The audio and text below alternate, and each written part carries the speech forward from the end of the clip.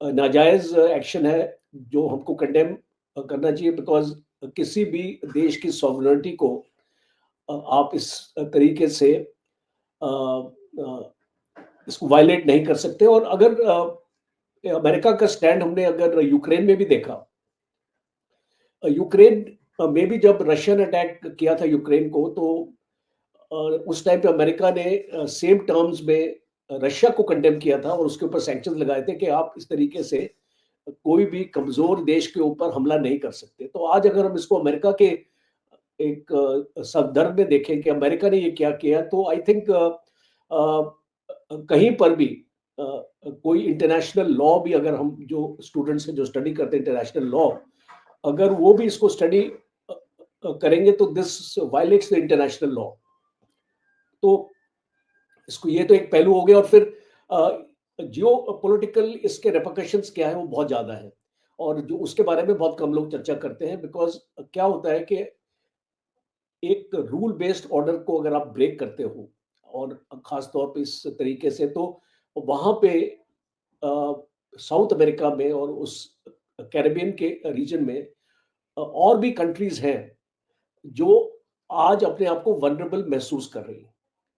Colombia का example लेता हूँ मैं, क्यूबा का एग्ज़ाम्पल लूँगा और गयाना का। ये 3 पास के देश हैं जो अपने आप को वल्नरेबल इसको महसूस कर रहे हैं। और ख़ास तौर पे क्यूबा और कोलंबिया का, बिकॉज़ वहाँ पर भी जो रीज़न अमेरिका ने दिया ये अटैक करने के लिए, टेररिज्म एंड एक्सेट्रा, वो क्यूबा और कोलंबिया में भी है, मेक्सिको में भी है। और मेरा एक्चुअली सवाल प्रेसिडेंट ट्रंप को खाली एक ही है। अब इसको अमेरिकन व्यू पॉइंट को मैं बाद में लेता हूँ, मैं पहले इसको इस आर्गुमेंट को खत्म करता हूँ कि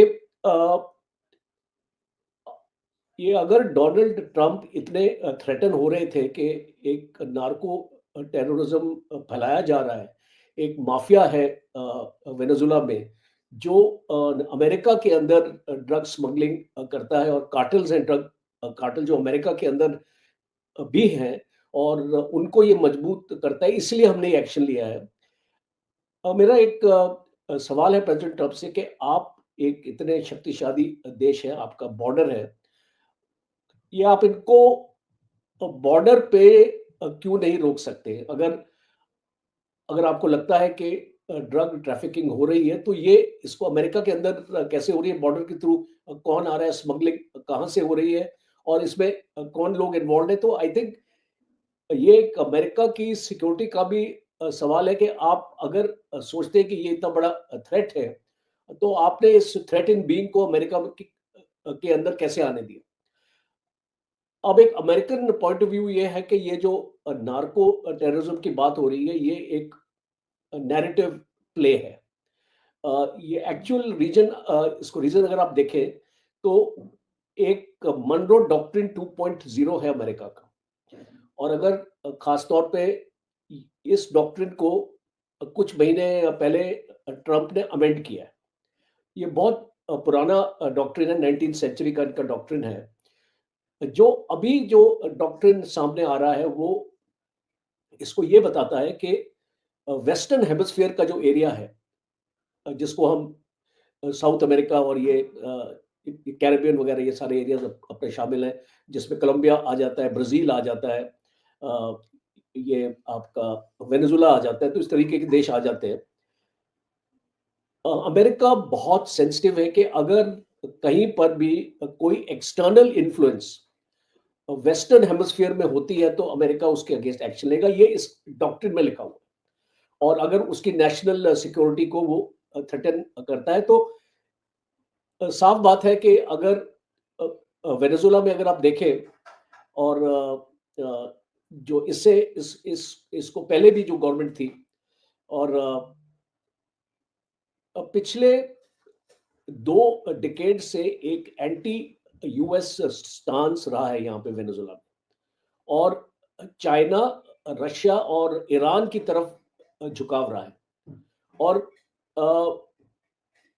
2017 में भी एक बार प्रेसिडेंट ट्रंप ने प्लान किया था अटैक करने के लिए, बट उसके एडवाइजर्स ने उनको बताया था उस टाइम कि ये अटैक आप मत कीजिए, बिकॉज इसके वर्ल्ड वाइड रिपरकशंस हो सकते हैं। बट अभी 2017 के 2025 में अगर हम आ गए हैं, तो खास तौर पे अगर आप देखें तो रशियन इक्विपमेंट काफ़ी खरीदा गया है वेनेजुएला की तरफ से। S-300 जो उनका एयर डिफेंस सिस्टम है, वो उनके एयरपोर्ट पे लगा हुआ है।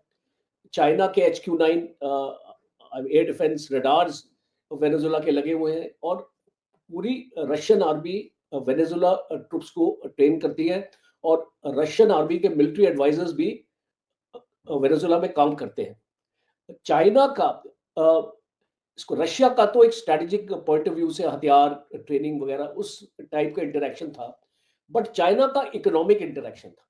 और ये प्रेसिडेंट ट्रंप को अनकंफर्टेबल करता था, क्योंकि वर्ल्ड की मेरा ख्याल है कि इस चीज़ को बहुत सीरियसली लेना चाहिए कि अमेरिकन प्रेसिडेंट अगर लेट्स से थ्रेट कर रहा है तो उसकी ज़रूर कोई ना कोई एक सॉलिड बेसिस है, क्योंकि अमेरिकन प्रेसिडेंट आम तौर पे जब इस तरह की बात करते हैं तो उसकी कोई ना कोई वजह ज़रूर होती है। और अगर अमेरिका ने महसूस किया कि जो अवाम है ईरान के वो अब कॉम्प्रिहेंसिवली सड़कों पे निकल आए हैं, तो फिर जो है वो मेरा ख्याल है कि इशू बन सकता है इस हवाले से कि अमेरिका इंटरवीन करे। और ज़्यादा अगर वो फोर्स का इस्तेमाल करते हैं ईरानियन रिजीम, तो फिर अमेरिकन जो फोर्स है वो अमेरिका की फोर्स अप्लाई कर सकता है।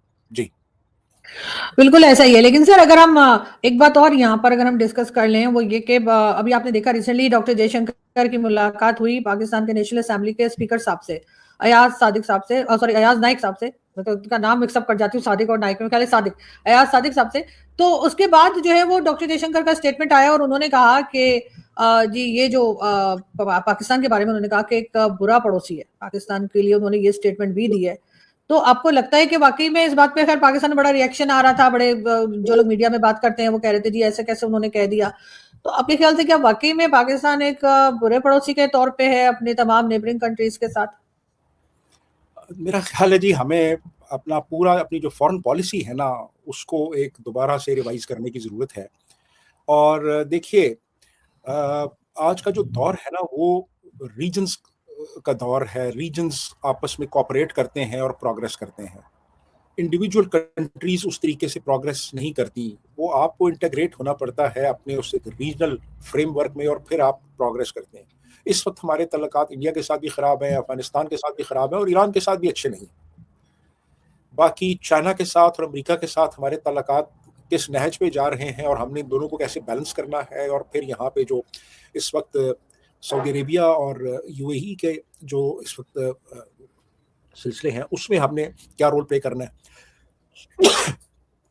तो ये सारा कुछ जो है ये इस वक्त बहुत कोहना मश्क एक फॉरेन पॉलिसी एडवाइजर्स या फॉरेन पॉलिसी एक्सपर्ट्स की हमें ज़रूरत है, जो कि हमारी पूरी फॉरेन पॉलिसी को नए हालात और वाक़यात और बदलती हुई सूरत हाल के मुताबिक ढाल सकें। और अनफॉर्चुनेटली ऐसा नहीं हो रहा।